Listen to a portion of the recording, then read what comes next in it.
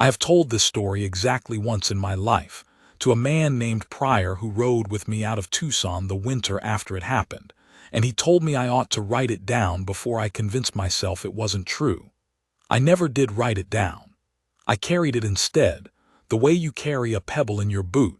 You forget it's there until you sit still long enough, and then it's the only thing you can feel. My name is Deke Harlow. Most of the years I had before the one I'm talking about, I spent as a circuit marshal out of the federal office in Abilene, and before that as a deputy in 3 counties whose names I've mostly stopped saying out loud. I am not a sentimental man. I do not say that as a point of pride. It is simply how I was assembled, the way some rifles come with a lighter trigger pull than others. I learned to read sign early, to close a case, to move on. I was not built for staying. By the time I rode into Redstone Flats in the autumn of 1883, I had not stayed anywhere long enough to leave a mark in better than 11 years. What happened to me that season is not a gunfighter's story, though there is some of that in it. It is not a lawman's story either, though the law figures in toward the end. It is, as near as I can describe it, the story of a woman who did a simple thing for a man who did not deserve it, and what came of that. I will try to get it right. The trouble started, as most of my troubles started, with a job I should not have taken. There was a man named Renfrew running a string of confidence schemes across 3 counties east of Redstone Flats, land deeds, water rights, the usual frontier swindle dressed up in legal language nobody but a banker could parse.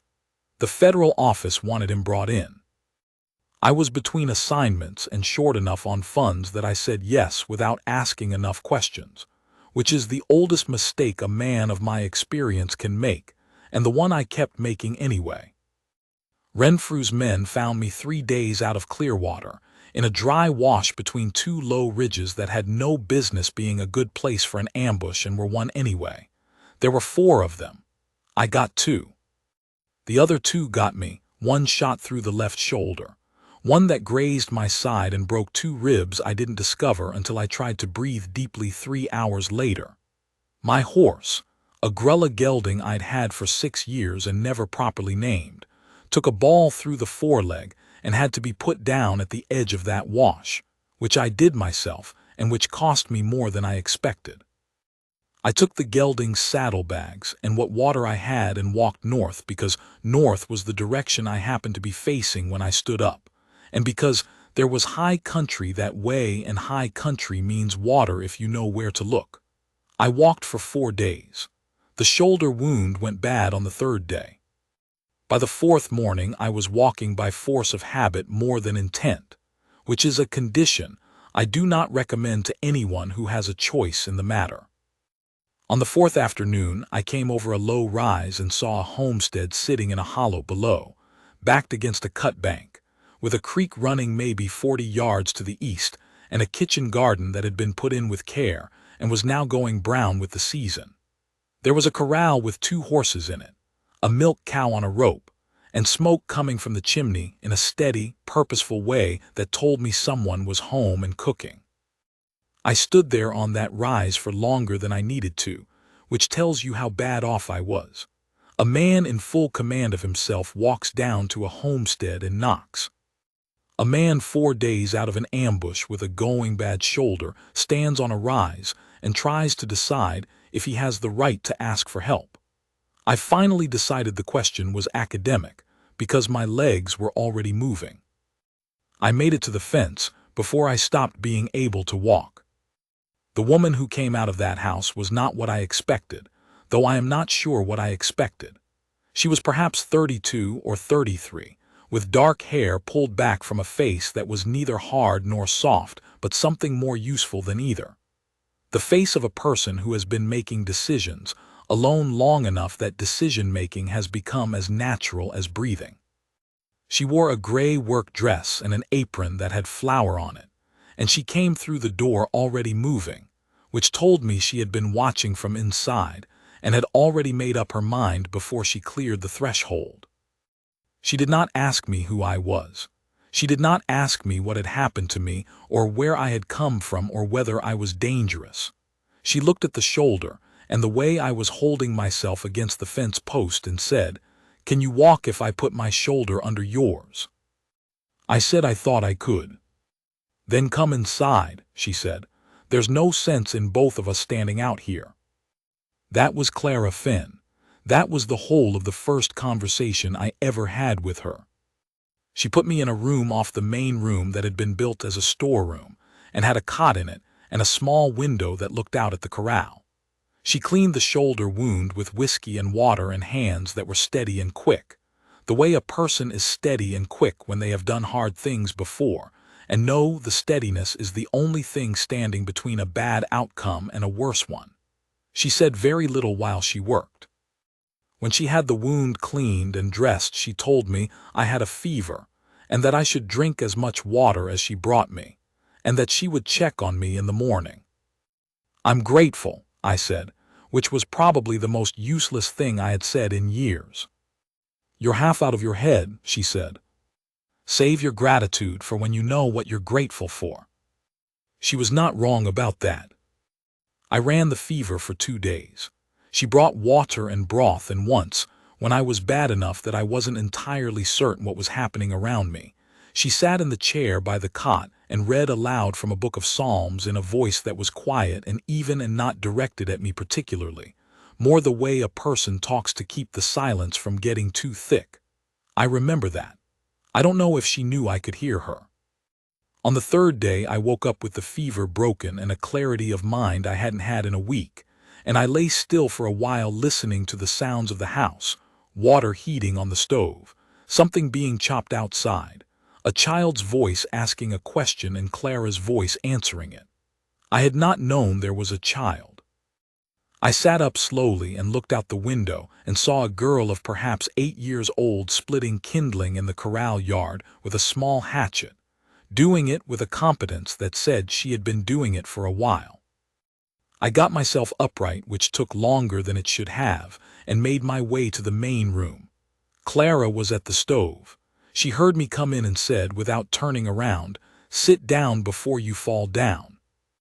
I said, "That's my daughter Macy," she said. "She won't bother you." "She's not bothering anyone," I said. "She's working."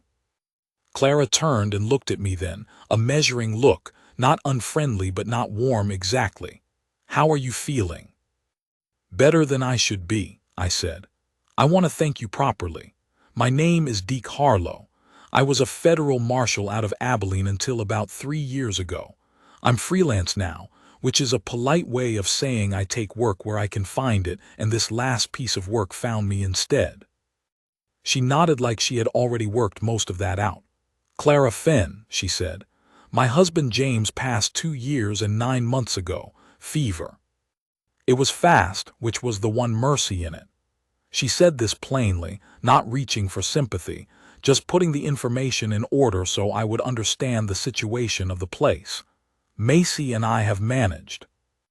"You've done more than manage," I said, because I had looked around the room while I was talking and I could see the work in it, the careful mending, the well-kept shelves, the winter stores going up in jars along the back wall. "This is a well-run place." Something crossed her face that might have been satisfaction and might have been tiredness. "It is what James and I built," she said. "I intend to keep it." I stayed 5 days in that house. I am not a man who stays anywhere willingly, and I spent most of those 5 days feeling the pull to move and ignoring it, because my body was not yet in a condition to be moved, and Clara Finn was practical enough to say so. She fed me and redressed the wound each morning and evening, and asked me nothing about myself that wasn't directly relevant to the care of the shoulder, which was a restraint that told me more about her than a week of questions would have. On the second day I was upright. She let me help with small things, bringing in wood, checking the water barrel, holding things while she worked. On the third day I sat at the table in the evening after Macy had gone to bed, and we talked for the first time at any length. Not about important things at first. About the cattle she kept, and the cattle she hoped to add in spring. about the way the creek ran high in March and sometimes flooded the lower garden, about the cost of seed and what the coming winter looked like based on the thickness of the caterpillar wool she'd seen on the ridge road in September. She was not a woman who talked for the pleasure of talking.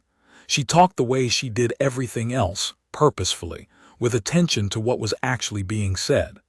I found myself talking more than I usually did, which surprised me.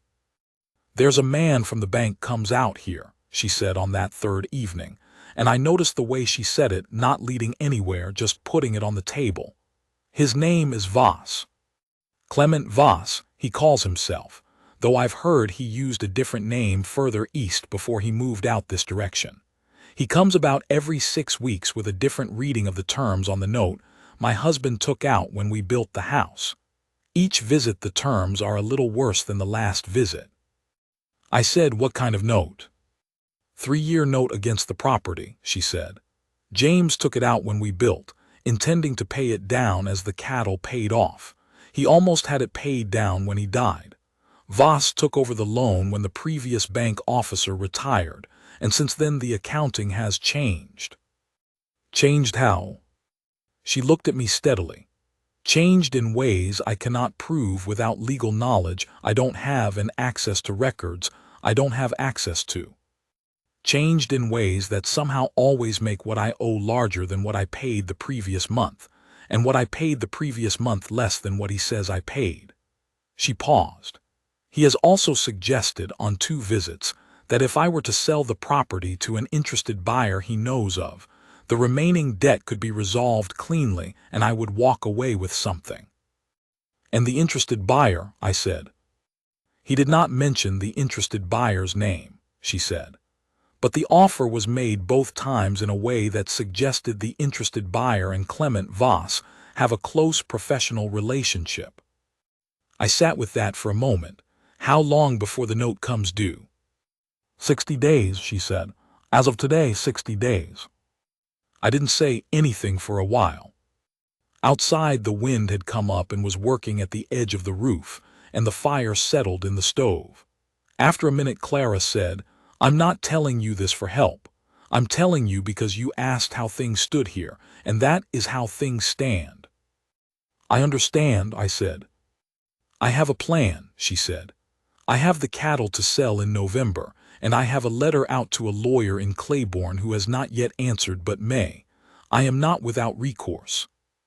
"No," I said, "you're not." She looked at me a moment longer and then went back to her mending, and that was the end of that conversation. I did not make any promises. I was not in a position to make promises. I was a man of uncertain employment with a healing shoulder and no horse, and what resources I had were what I carried in my saddlebags, and a name that meant something in some quarters and nothing in others. I told myself what Clara had told me. She was not without recourse, and she had not asked me for help. On the 5th day she gave me a horse. It was not a great horse, a steady bay gelding with a white sock on the near foreleg that she called River on account of the way he moved, which was smooth and without drama. She said she had 2, and could spare one, and that she'd rather spare one than have me walk out on a shoulder that wasn't fully healed, which would likely result in me coming back in worse condition than I'd left in and using up more of her supplies. She said all of this in the same practical voice she used for everything, without any softness in it, as if she were explaining a matter of simple arithmetic. I told her I would send the horse back as soon as I could get to a town and buy another. "You'll do no such thing," she said. "He's yours. I have enough horse for what I need." I argued with her on that. She won the argument without raising her voice, which was not a surprise by then. When I was packed and ready, Macy came out from the house and stood by the fence and watched me with the serious brown eyes she had gotten from her mother. She had not said many words to me in 5 days, which was not unfriendliness. She was simply a child who watched and measured before she spoke, which was also not a surprise given who had raised her. "Goodbye, Mr. Harlow," she said. "Goodbye, Miss Macy," I said. She nodded, satisfied, and went back inside. Clara had wrapped a loaf of bread in a cloth and put it in the left saddlebag without comment. I found it when I stopped to water the horse 2 hours up the road. I sat there with the cloth-wrapped loaf in my hands and looked at it for a while. It was a full loaf, dark and dense, the kind that keeps. There was no flour left on the kitchen shelf that I had noticed that morning. I knew because I had been paying attention. The way a man in my line of work learns to pay attention to details he cannot explain the relevance of yet. She had given me her last loaf of bread. I told myself she would bake again tomorrow. I told myself she had enough. I told myself the gift meant nothing beyond ordinary frontier generosity, which was real and not uncommon among people who lived hard enough to know what it cost to have nothing. I rode on. I did not stop thinking about it. 6 weeks is a long time when you're trying not to think about something. I found Renfrew, which is not part of this story but took up most of the first 3 of those 6 weeks. I brought him to the federal office in Clearwater and collected what I was owed and resupplied and looked for my next piece of work. I was in Clearwater for 4 days, and then I drifted south to Hannigan's Creek, and from there I went east to pick up a job that turned out not to be a job because the man who had offered it had moved on before I got there. It was in a saloon in a town called Marber, which sits about 40 miles northeast of Redstone Flats, that I heard the name Clement Voss. The man who said it was a cattle broker named Aldous Frick, who had drunk 2 more whiskeys than were good for his discretion, and was telling a story to 2 other men at the bar. The story was about a land scheme being run against isolated homesteaders south and west of Marber. A simple enough game, as Frick described it, involving a man at the bank who had access to original loan records and who had a habit of making subtle alterations to those records that were very difficult to disprove without the original documents, which were kept locked in the bank's own safe. The man at the bank connected the properties he'd made untenable to a buyer in Claiborne, who could acquire them at a fraction of their value and resell at profit once the region developed further, which everyone expected it to do inside 5 years. Man named Voss running the whole thing from inside the bank, Frick said.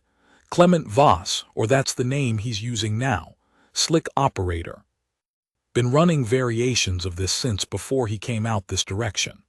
Nobody's caught him at it yet because by the time a settler figures out what's happened, they've already signed the quit deed and he's moved on to the next one. I sat at the far end of the bar and listened to this without moving. Then I paid for my drink and walked out. I sat on the steps outside the saloon for about 10 minutes, looking at the street, and then I got River out of the livery and pointed him southwest. It was not a decision I was aware of making. It was more like recognizing something I had already decided some time back and simply hadn't told myself about yet. I rode through the night. River didn't complain about it. He was that kind of horse, the kind that takes the pace you set and holds it without drama, which is the best thing you can say about any horse or any partner in that kind of country. I reached Redstone Flats in the early afternoon of the following day. Redstone Flats was not a big town. It had a main street with a mercantile and a feed store and a barber shop and a saloon on one side, and a land office and a bank, and a small courthouse that also served as the sheriff's office on the other. The bank was a 2-story building with the name Redstone Territorial Bank printed in gold letters on the window, which was the kind of thing that impressed people who were impressed by gold letters on windows. I did not go to the bank first. I went to the sheriff's office.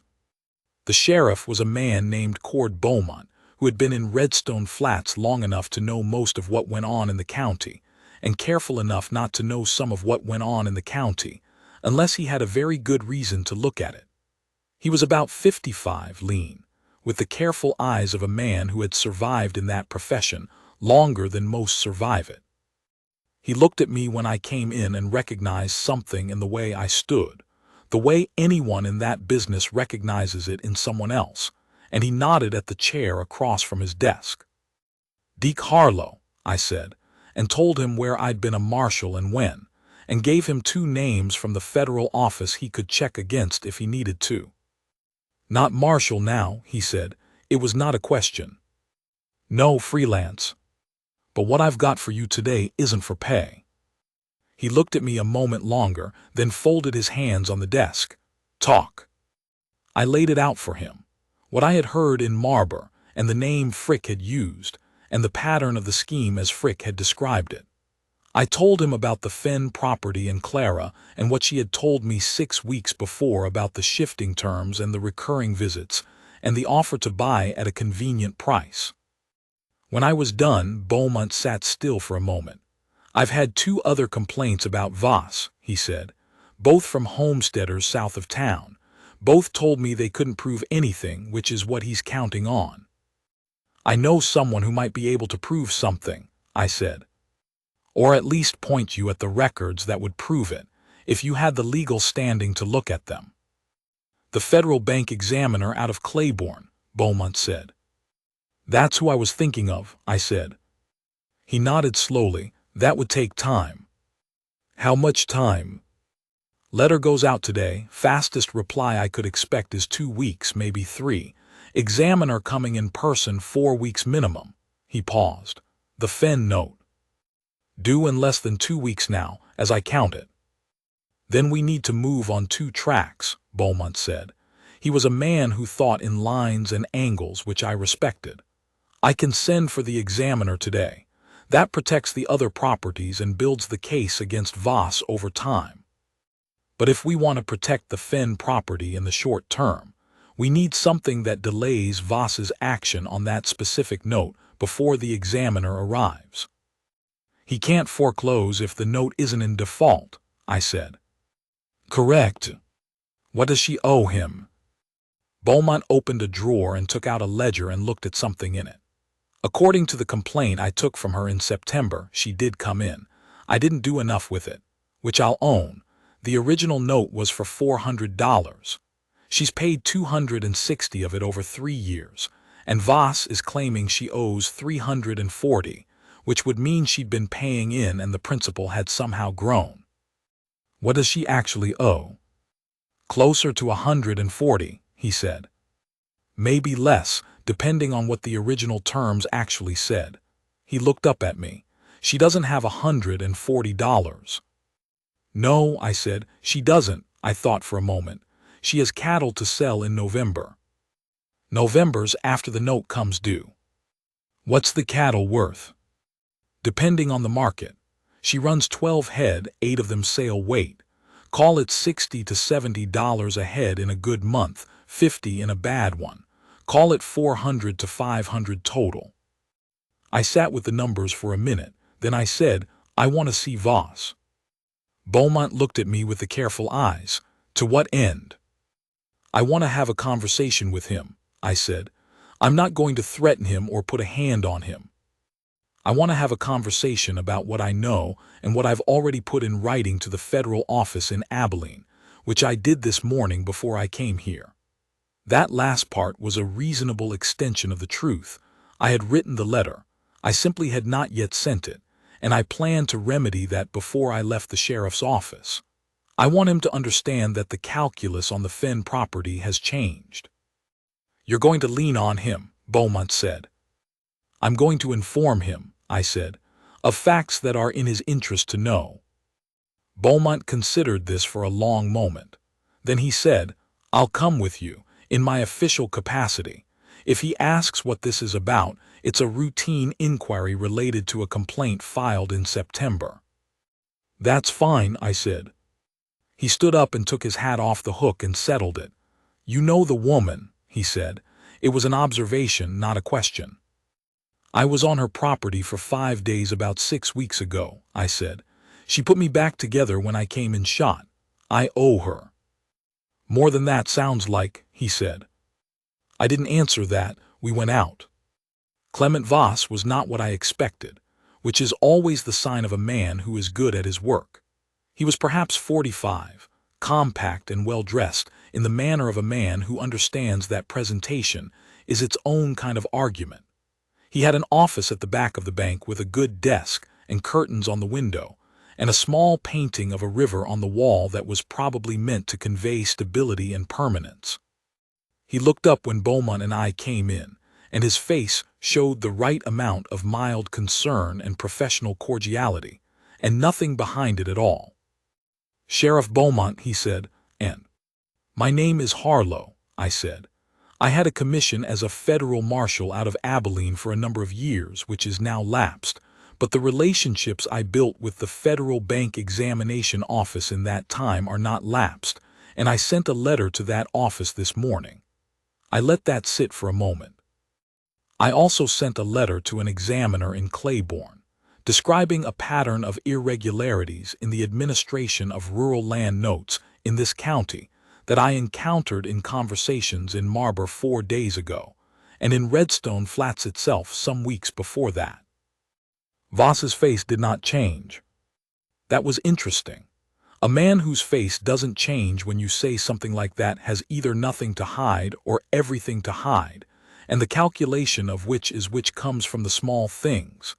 The way his hands were on the desk, the stillness in his shoulders, a quality in his eyes that was watchful in the wrong direction for a man with nothing to hide.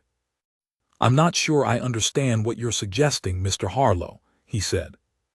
"I'm not suggesting anything," I said. "I'm informing you of what's already in motion. Federal bank examiners have subpoena authority over loan records. The examination of those records, once begun, is a matter of federal process and doesn't require your cooperation or your consent." I paused. "The note on the Fenn property comes due in 12 days. I'm asking you to hold that note at its current stated balance, without additional fees or penalties, until the examination is complete. And if I don't," he said it quietly, not as a threat, as a man working out the arithmetic, "then the Fenn property becomes the specific focus of the examination rather than one case among several," I said, "which means more scrutiny of that specific account, more questions about the specific discrepancies in that specific set of records, more opportunity for a careful examiner to find things that a general survey might miss." The room was quiet for a moment. Beaumont stood at the door with his arms at his sides and said nothing, which was the right move. Voss looked at the desk, then he looked at me. "The Fenn note is in good order," he said carefully. "Then it'll survive an examination without difficulty," I said. "In the meantime, I'm asking you to extend the due date on it by 60 days. No fees, no penalties, the stated balance as is. It gives the widow time to bring her cattle to market, which she expects to do in November, and it gives the examination time to proceed in an orderly manner." Another silence. I had learned over the years that silence in a conversation like this one belongs to whoever is most comfortable sitting in it, and I have always been comfortable in silence. I waited. "I can extend the due date," Voss said, "as a matter of professional courtesy, given the ongoing examination." "That's generous of you," I said. I did not say it warmly. We left him to whatever recalculations he needed to make about his position in Redstone Flats, which, based on what I already knew and what Beaumont knew, and what the federal examiner would find when he arrived, was not going to be a comfortable position for much longer. A man like Voss calculates constantly. That is how men like Voss survive as long as they do. I expected him to calculate that the sensible move was to be very cooperative with the examination when it came, and to find that the loan records in his administration, upon reflection, contained fewer irregularities than he had previously believed. That is more or less what happened, as it turned out, but that is the part of the story I am less certain about because I was not there for all of it. I sent my letters from the sheriff's office and arranged with Beaumont to be kept informed, and then I got River from the livery and pointed him southwest toward the Coldwater Creek Road. I had not planned to do that. I want to be clear about that. I am not a man who goes where he isn't invited, and Clara Fenn had not invited me back. What she had done was take in a stranger who showed up half dead on her fence, put him back together, give him a horse and her last loaf of bread, and send him on his way without a word of complaint or expectation. That was not an invitation. That was just who she was. But I had told Beaumont I owed her, and that was true, and there was also another thing that was true that I had been not thinking about for 6 weeks, which was that, when I rode away from the Finn homestead the first time, the thing I felt most clearly in the first hour on the road was that I did not want to be riding away from it. I am 61 years old as I tell this story, and I have not gotten any more comfortable with saying things like that out loud. But there it is. I came into the hollow above the homestead in the late afternoon, with the light coming from the west at that low autumn angle that makes everything look like it's about to be remembered rather than merely seen. The smoke was coming from the chimney. There was a new cord of wood stacked against the south wall of the house that hadn't been there 6 weeks ago. The kitchen garden had been put to bed for winter, and someone, Macy, I guessed, from the size of the footprints in the soft ground near the garden fence, had been at the business of turning the compost. I came down the slope and Tide River at the fence, and stood there for a moment. The door opened. Clara Finn stood in the doorway with the afternoon light on her face, and she looked at me for a long moment without saying anything. She was wearing the same gray dress and a different apron, and her hair was up the same way it always was, and her expression was the same as it always was, that level, measuring look that wasn't unfriendly and wasn't warm and was more useful than either. "Deke Harlow," she said. "Clara," I said. "I take it something happened," she said. "A few things," I said. "None of them bad. I wanted to tell you about them in person." She looked at me a moment longer, then stepped back from the door. "Come in," she said. "Supper's not ready yet, but there's coffee." I went in. Macy was at the table working on something that appeared to be arithmetic, with a slate and chalk, and she looked up when I came in and regarded me with the same serious brown eyes and said, "You came back." "I did," I said. "Mama said you might not," she said. This was not criticism, it was observation, delivered without judgment. "Macy," Clara said from the stove. "She didn't say you wouldn't," Macy clarified, "just that she didn't know." She went back to her arithmetic. I sat at the table and Clara brought coffee and sat across from me, and I told her about Voss and the extension on the note and the federal examination that was coming, and she listened to all of it the way she listened to everything, completely, without interrupting, with the quality of attention that makes the person talking feel like the words are landing somewhere solid instead of just hanging in the air. When I was done, she sat for a moment. "The examination," she said, "that protects the other homesteaders." "Yes," I said. "And the extension gets me to November." "Yes." "And in November, I bring the cattle to market and pay the note at whatever the examination determines the actual balance to be." "That's how I expect it to go," I said. She nodded. She looked at the table and then out the window at the fading light and then at me. "You didn't have to come back," she said. "No," I agreed. "I didn't ask you to." "No," I said, "you didn't." She was quiet for a moment. "Why did you?" I thought about how to answer that.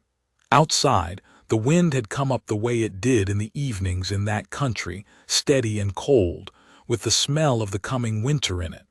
The fire in the stove was the only sound for a moment. "You gave me a horse," I said, "and your last loaf of bread, and 5 days of your time and your supplies when you had none of those things to spare, and you did it without asking anything in return and without making me feel the weight of what it cost you." I paused. "A man remembers that." "That's simple hospitality," she said. "That's what you do for someone who needs it." "I know that's what you think it is," I said, "but I've ridden a long way in 11 years and I have not always found it." She looked at me for a long moment. Macy had gone quiet at her arithmetic, the way children go quiet when they are listening without appearing to listen. "I also," I said more slowly, Rode away from here 6 weeks ago and spent most of those 6 weeks being aware that I had ridden away from something I didn't want to ride away from, which is a different reason and a less clean one, and I'm less sure what to do with it. That was possibly the most words I had said at once in 3 years. Clara looked at the table. A long silence, the kind that has weight and direction. Then she said, "I have not thought about marrying again." "I haven't thought about much else the last few weeks," I said, "though I recognize I haven't earned the right to say that to you." "You might have," she said, quiet, careful, "earned some part of it." "How much of a part?" I said. The corner of her mouth moved. It was not quite a smile.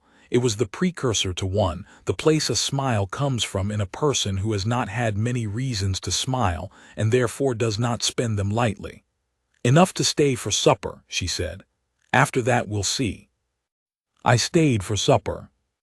Macy, at the table, ate her bread and beans with the focused efficiency of a child who has decided to pretend to be somewhere else, and did it so conspicuously that Clara caught my eye over the girl's head, and that almost smile came back.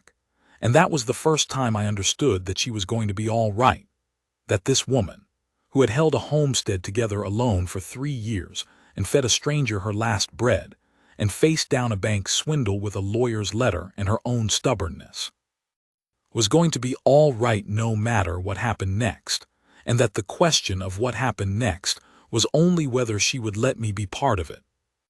She let me stay the night in the storeroom, on the cot, same as before. In the morning she made coffee and did not say anything about the day before, which I took to mean she was thinking about it the same way I was, carefully, without rushing it toward a shape it hadn't found yet. I spent 3 days on the property, doing work that needed doing, mending a section of corral fence, resetting a gate hinge that had worked loose, cutting and splitting a week's worth of wood beyond what was already stacked. Clara watched the first 2 days with the measuring look.